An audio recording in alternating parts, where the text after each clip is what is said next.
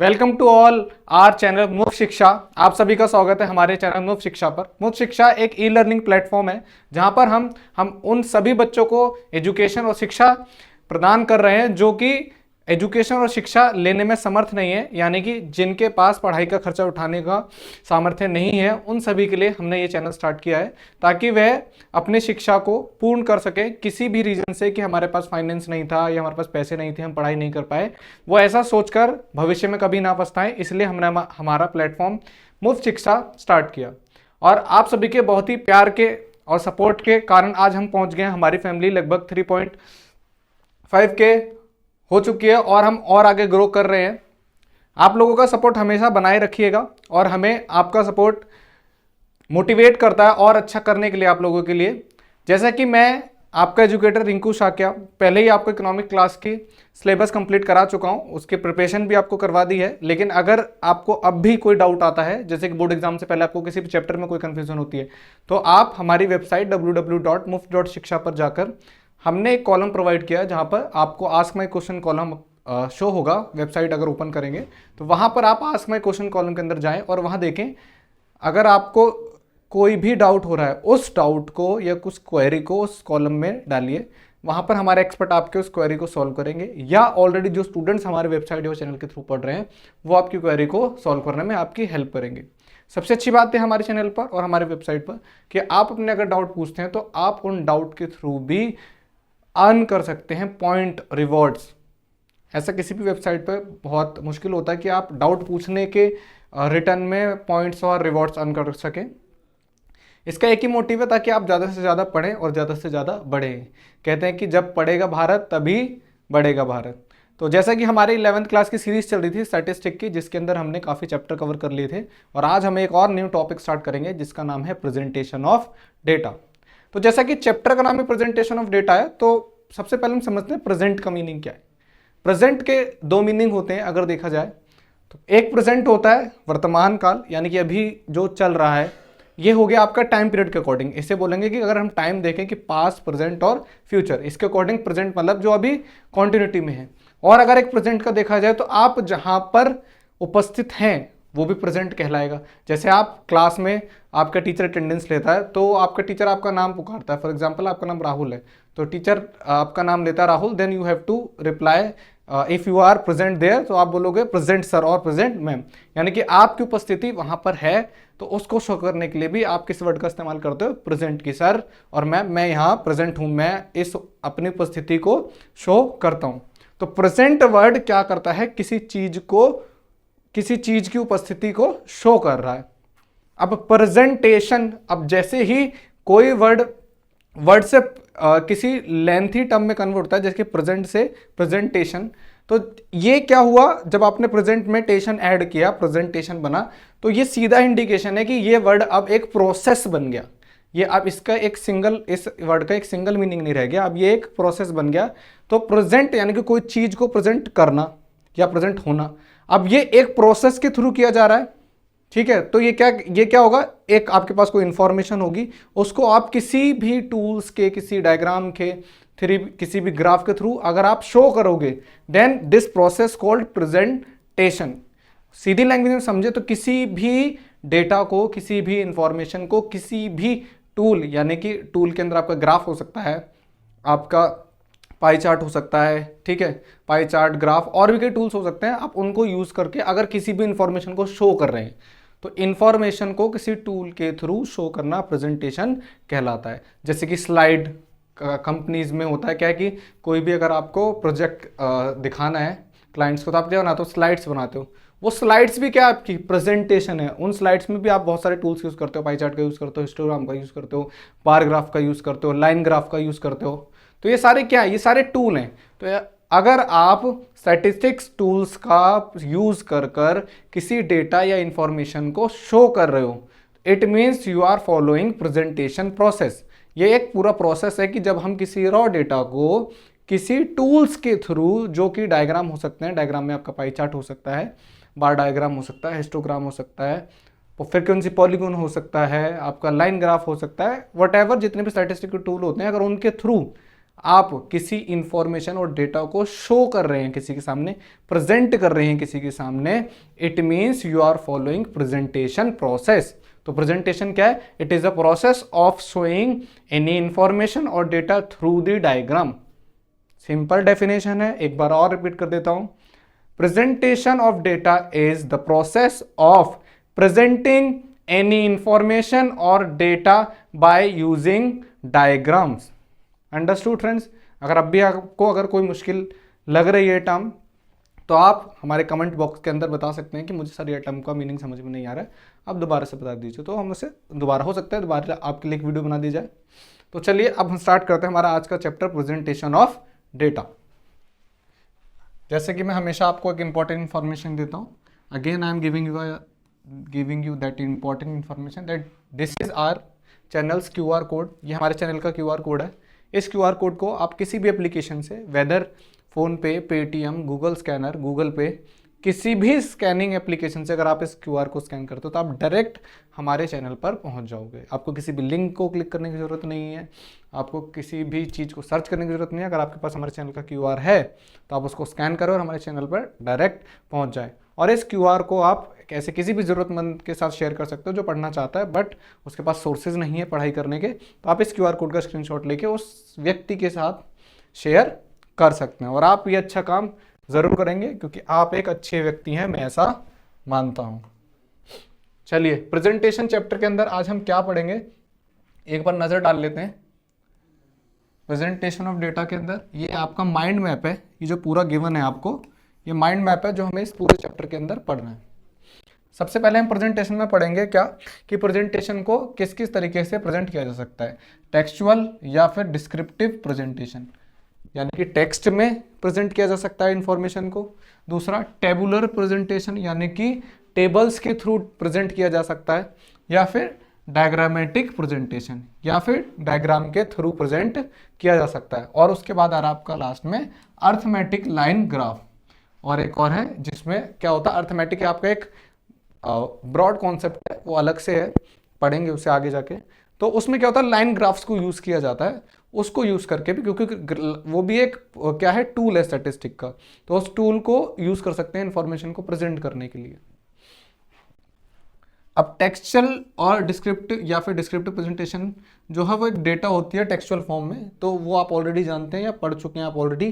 तो इस चैप्टर में जो हम पढ़ने वाले हैं वो मेनली हम पढ़ने वाले हैं टेबुलर प्रेजेंटेशन के बारे में, और डायग्रामेटिक प्रेजेंटेशन, और लास्ट में हमारा अर्थमेटिक प्रेजेंटेशन।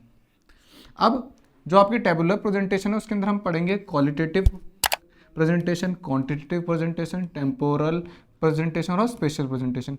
ये चीज़ें आप पढ़ चुके हैं जब आप पढ़ रहे थे, क्या पढ़ रहे थे आप पढ़ के रहे थे ऑर्गेनाइजेशन ऑफ डेटा, जिसके अंदर आपने क्लासिफिकेशन भी सीखा था। तो अगर आपने ये टॉपिक नहीं पढ़े हैं तो आप एक बार हमारे प्लेलिस्ट के अंदर जाएं इकोनॉमिक्स के, और उसके अंदर आप जो आपका ऑर्गेनाइजेशन ऑफ डेटा का चैप्टर है पहले उसको रिवाइज करें, आपको सब कुछ याद आ जाएगा। उसके बाद आपका डायग्रामेटिक प्रेजेंटेशन के अंदर हम पढ़ने वाले आज ज्योमेट्रिक डायग्राम, और दूसरा पढ़ेंगे फ्रीक्वेंसी डायग्राम। ज्योमेट्रिक डायग्राम के दो टाइप होते हैं, ठीक है, जिसके अंदर हम बार डायग्राम पढ़ेंगे। अब बार डायग्राम भी आपके कितने टाइप के होते हैं, ये 3 टाइप में आपके बार डायग्राम को डिवाइड कर रखा है हमने, किसके अंदर, सिंपल बार डायग्राम, मल्टीपल बार डायग्राम, या फिर कंपोनेंट बार डायग्राम। इसको आगे एग्जांपल के थ्रू पढ़ेंगे ही कैसे कैसे डायग्राम से। और आपका एक आता है पाई डायग्राम, जो कि कंपोनेंट ही होता है, इसके अंदर मतलब काफ़ी एलिमेंट इंक्लूड होते हैं इसलिए कंपोनेंट बोलते हैं, ठीक है। उसके बाद आपका फ्रीक्वेंसी डायग्राम के अंदर होता है ग्रुप डेटा होता है, उस ग्रुप डेटा को हम शो कर सकते हैं किस टूल के थ्रू, हिस्टोग्राम के थ्रू, फ्रीक्वेंसी पॉलीगॉन के थ्रू, फ्रीक्वेंसी कर्व के थ्रू, या फिर ओजाइक, जो कि किसके थ्रू शो होता है, क्यूमुलेटिव फ्रीक्वेंसी कर्व के थ्रू शो होता है। दीज आर जस्ट इंफॉर्मेशन, हम इनके बारे में आगे चैप्टर में एक एक करके पढ़ेंगे, ठीक है। तो अब ये आपको ऑल ओवर चैप्टर के अंदर है, आपको याद रखना है कि कोई भी चीज़ आपकी छूटे ना, ये सारा आपको पढ़ना है, ठीक है। चलिए नेक्स्ट देखते हैं। सबसे पहले देखो क्या होता है आपका, मैंने अभी डेफिनेशन आपको समझाई कि प्रेजेंटेशन क्या होता है। Presentation is the process of presenting और शोइंग एनी डेटा थ्रू और बाय यूजिंग डायग्राम, है ना। किसी भी इंफॉर्मेशन या डेटा को हमें शो करना है या प्रेजेंट करना है, क्या यूज़ करके, टूल्स यूज करके या फिर डायग्राम यूज करके। अब यहाँ पे क्या है, the data are generally voluminous, they need to be put in a compact and presentable form. बोला जो डाटा होता है ना वो बहुत मिक्स्ड डाटा होता है, अलग अलग तरीके का डाटा होता है, ठीक है। इसलिए हमें ज़रूरत पड़ती है कि हम उस डाटा को एक प्रॉपर तरीके से शो करें। अब ये प्रॉपर तरीका जो शो करने का वो प्रेजेंटेशन प्रोसेस ही है तो है, हम जो कोई भी डाटा होता है उसको अलग अलग डायग्राम को यूज़ करके उन्हें अच्छी तरीके से शो कर देते हैं। देयर आर जनरली 3 फॉर्म्स, जो मैंने आपको पीछे पढ़ा दिया। अब ये बोल रहा है कि भाई 3 फॉर्म्स होती हैं, क्या क्या होती है, पहले टेक्सचुअल प्रेजेंटेशन, दूसरी टेबुलर प्रेजेंटेशन, तीसरी डायग्रामेटिक प्रेजेंटेशन, ठीक है। अब आपको एक एक करके पढ़ना है। टेक्सचुअल प्रेजेंटेशन क्या होता है, टेक्सचुअल प्रेजेंटेशन सीधा सीधा समझो, जब आप डेटा को टेक्स्ट के फॉर्म में शो करते हो, it means it is textual presentation, ठीक है। जब किसी भी डेटा और इंफॉर्मेशन को टेक्स्ट के फॉर्म में शो किया जाता है तो वो कहलाता है टेक्सचुअल प्रेजेंटेशन। अब यहाँ पे डेफिनेशन के थ्रू देखते हैं। Data is the described with in the text. अगर डेटा को किसके अंदर डिस्क्राइब किया जाए, टेक्स्ट के अंदर डिस्क्राइब किया जाए, when the quantity of data is not too large, this from the presentation is more suitable. जब आप डाटा को टेक्स्ट की फॉर्म में शो करें, लेकिन एक कंडीशन है, डाटा बहुत ज़्यादा नहीं होना चाहिए, क्योंकि बहुत ज़्यादा डाटा टेक्स्ट की फॉर्म में लिखना बहुत मुश्किल हो जाता है और उसको पढ़ना भी मुश्किल हो जाएगा, कोई इतना टाइम वेस्ट नहीं करेगा। तो जब इंफॉर्मेशन छोटी हो तो हम टेक्सचुअल प्रेजेंटेशन मेथड को यूज कर सकते हैं और सूटेबल होता है।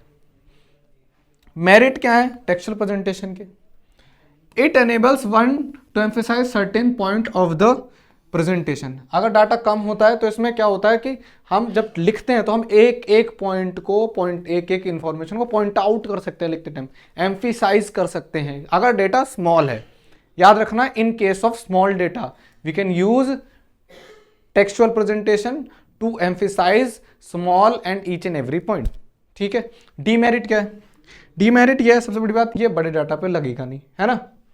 One has to go through the complete text of presentation for comprehension. और किसी को अगर उस इंफॉर्मेशन को समझना है तो उसे पूरे टेक्स्ट को पढ़ना पड़ेगा शुरू से लेकर एंड तक, तभी समझ में आएगा कि इंफॉर्मेशन किसके बारे में।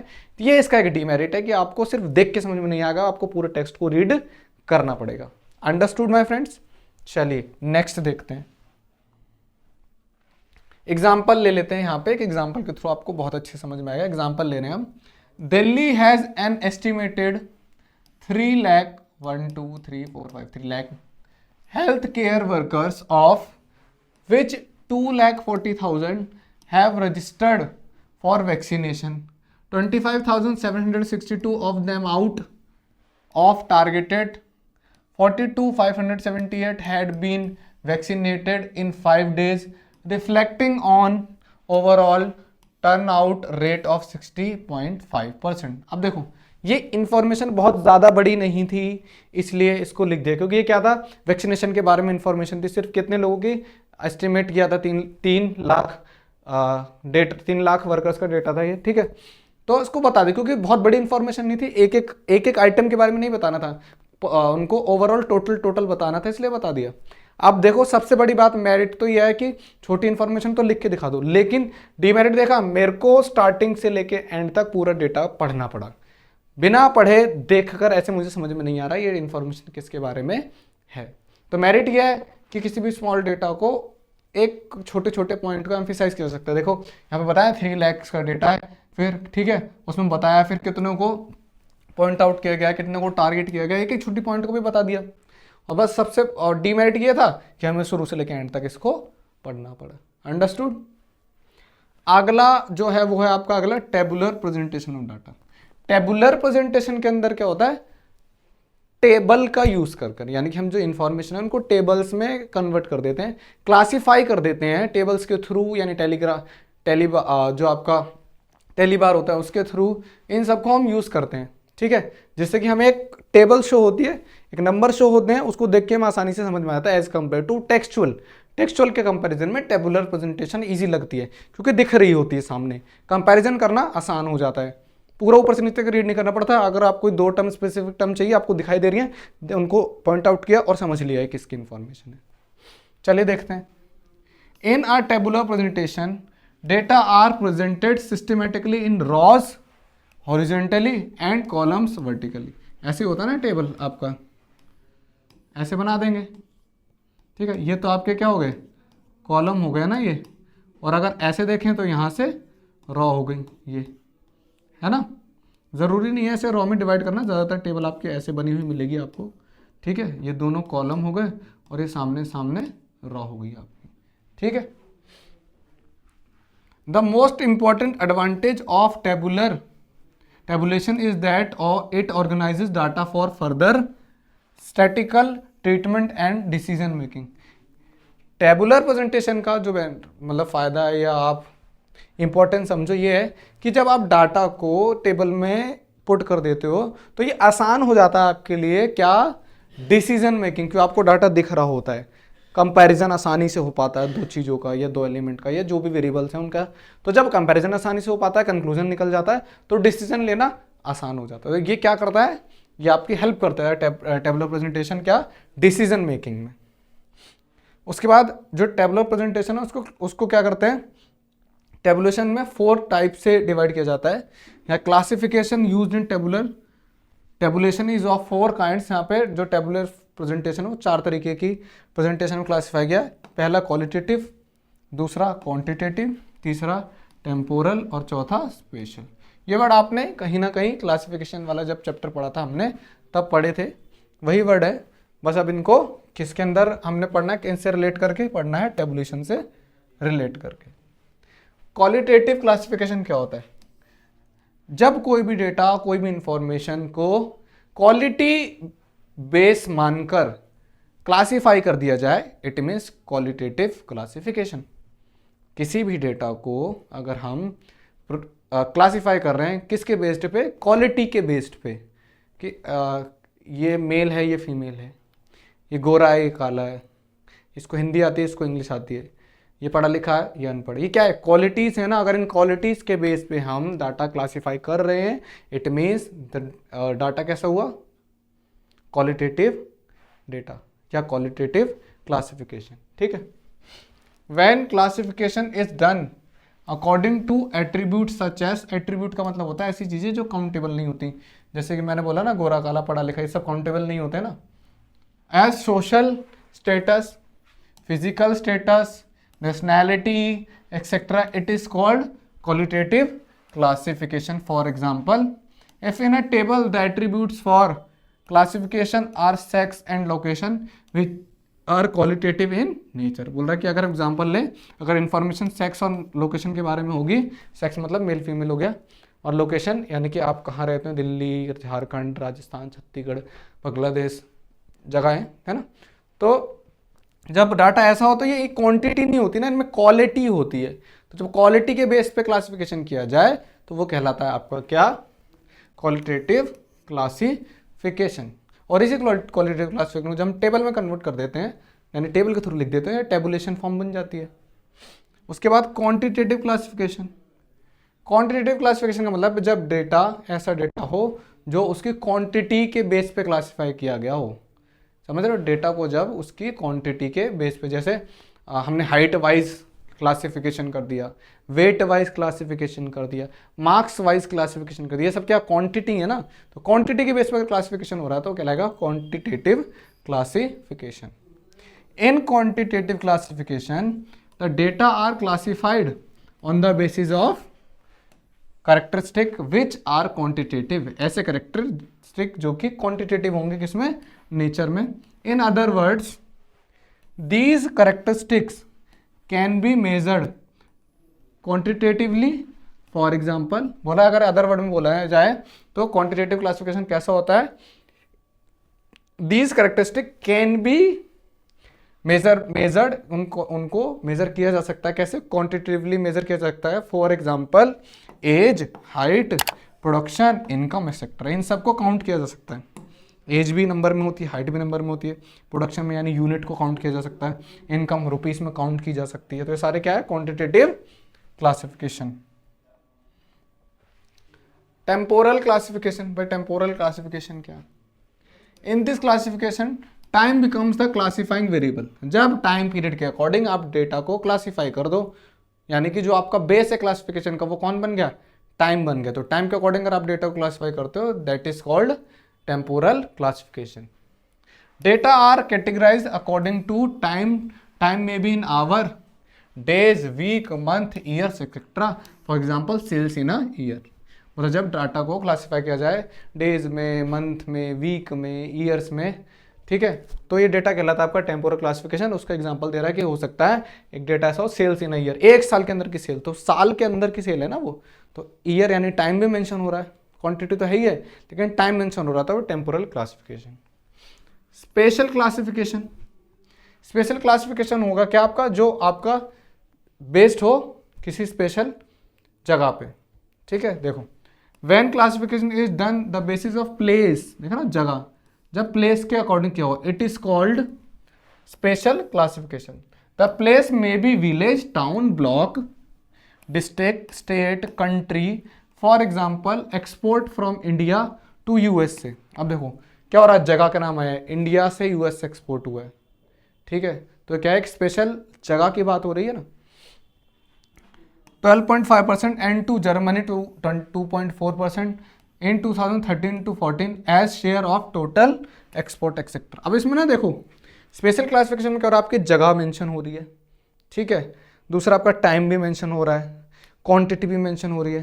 तो जब आपकी दोनों तीनों आइटम्स इंक्लूड हो जाएं तो क्या बन जाता है आपका स्पेशल क्लासिफिकेशन। लेकिन मेन जो इसका बेस है वो है प्लेस, प्लेस के अकॉर्डिंग जब इस डाटा को क्लासिफाई करते हो तो वो कहलाता है आपका स्पेशल क्लासिफिकेशन।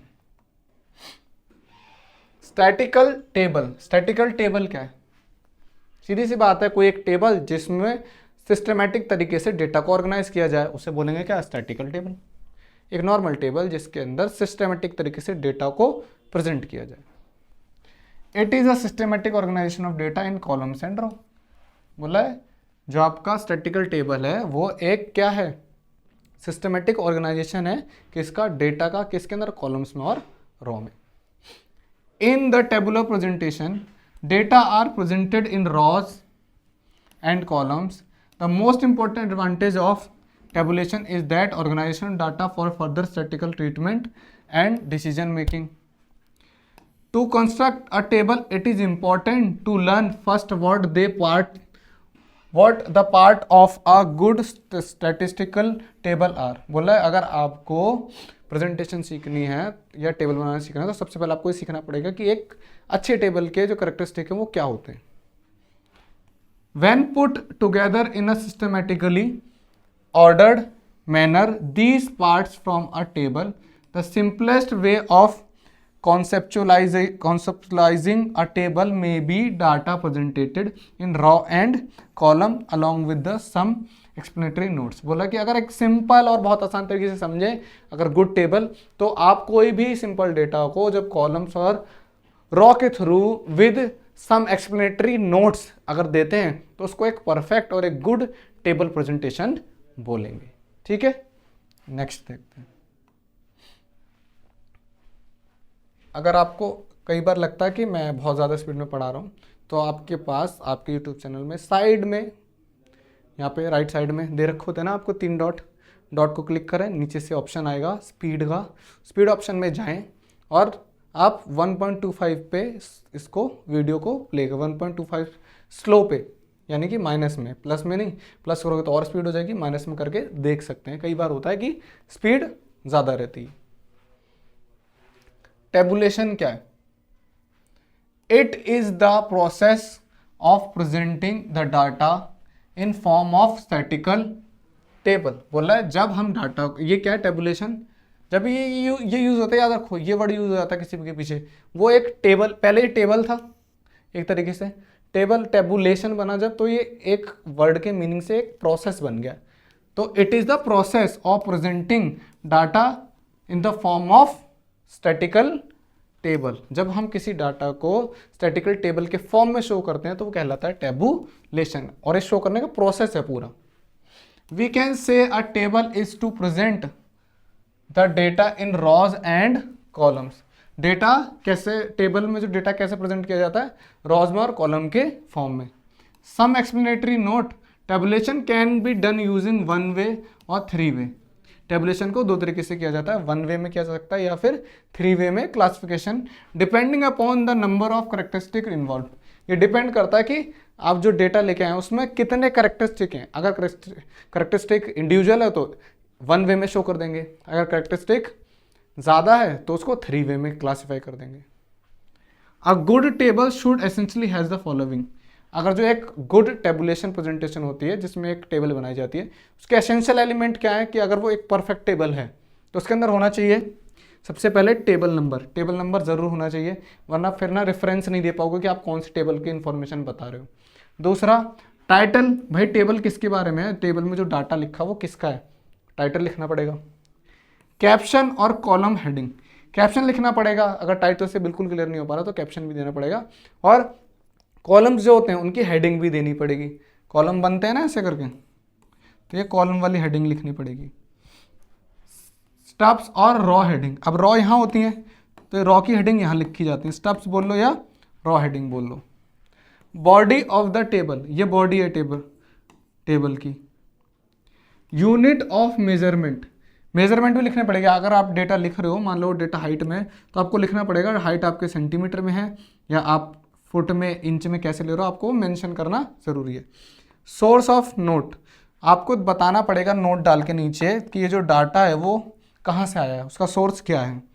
या फिर फुट नोट, और फुट नोट भी देना कि कुछ ऐसी इन्फॉर्मेशन जो बहुत ज़रूरी है लेकिन टेबल में नहीं शो की, तो आप फुट नोट में उस इन्फॉर्मेशन को डाल सकते हैं।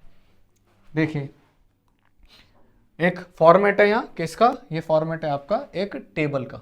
देखो format of a table, table कैसे होनी चाहिए, सबसे पहले उसके अंदर टेबल नंबर होना चाहिए, वो कुछ भी हो सकता है 2.1, टाइटल होना चाहिए XYZ, ठीक है।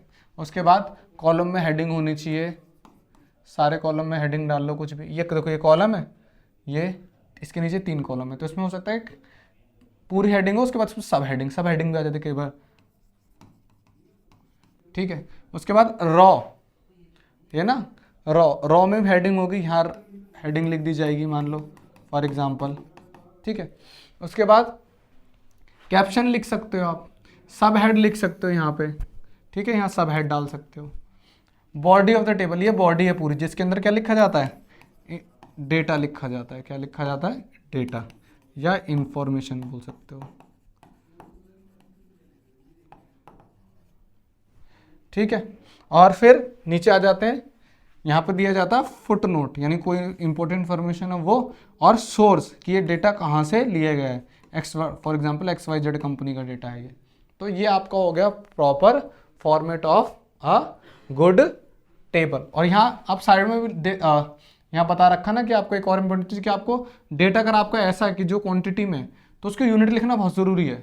यूनिट ऑफ मेजरमेंट, जैसे मैंने बोला हाइट है तो सेंटीमीटर में हो सकती है या इंच में हो सकती है, जिसमें भी होगी आपको लिखना पड़ेगा, है ना। और हेड नोट आप जब दे सकते हो, जब आप ये जो टाइटल लिखा आपने इसको स्मॉल में लिखा तो आप उसको क्लियर करने के लिए हेड नोट भी दे सकते हो, ठीक है।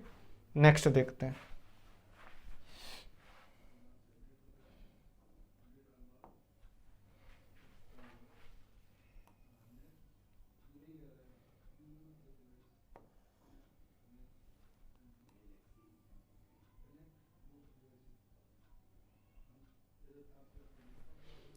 चलिए आज की वीडियो में बस इतना ही।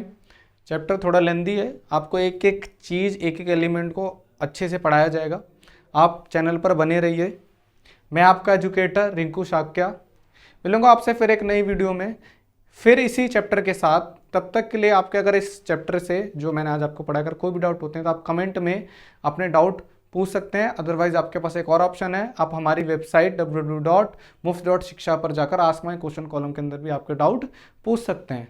और अगर आप हमारे चैनल के साथ स्टडी कर रहे हैं वो काफ़ी टाइम से, तो आपको पता होगा कि आपके पास एक ऑप्शन भी है कि अगर आपको कोई भी डाउट हो रहे हैं तो आप क्या करें, अपने डाउट को एक पेन और पेपर लेकर लिख लें और उन डाउट को हमारी वेबसाइट पे जाकर पूछें, जिससे आप रिवॉर्ड अर्न कर सकते हैं। रिवॉर्ड में आप कॉइन भी अर्न कर सकते हैं। और आपको इन्फॉर्मेशन पता है कि हम हमारे चैनल पर आपको 100% free of cost education provide करा रहे हैं, जिसमें हम कोशिश कर रहे हैं हमारे चैनल के थ्रू आपको 100+ सब्जेक्ट पढ़ाए जाएं, जो कि ना कि सिर्फ अकेडमिक हो, नॉन अकेडमिक भी हो, जनरल अवेयरनेस के भी हो। जैसे कि हमारे चैनल पे अभी लॉ के बारे में भी आपको बताया जा रहा है, लॉ की भी क्लासेस शुरू की गई हैं, जिससे कि आप जनरल अवेयरनेस आपके अंदर रहे, आपके साथ कोई भी इनजस्टिस ना हो। और आप ऐसा ना सोचें कि सिर्फ आपको सिलेबस पढ़ा जाएगा, काम खत्म। नहीं, आपके साथ हम एग्जाम से पहले भी थे, एग्जाम के साथ भी बने रहेंगे और नए सेशन में भी बने रहेंगे।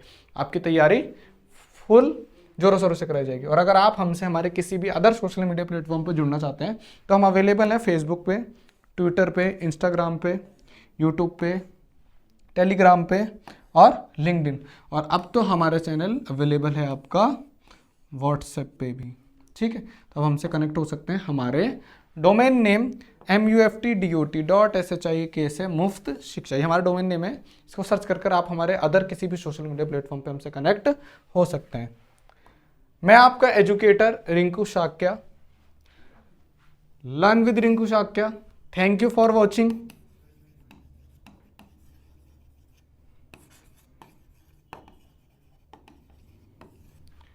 Till then take care. हंसते रहिए, मुस्कुराते रहिए और अपने चारों तरफ खुशियां फैलाते रहिए।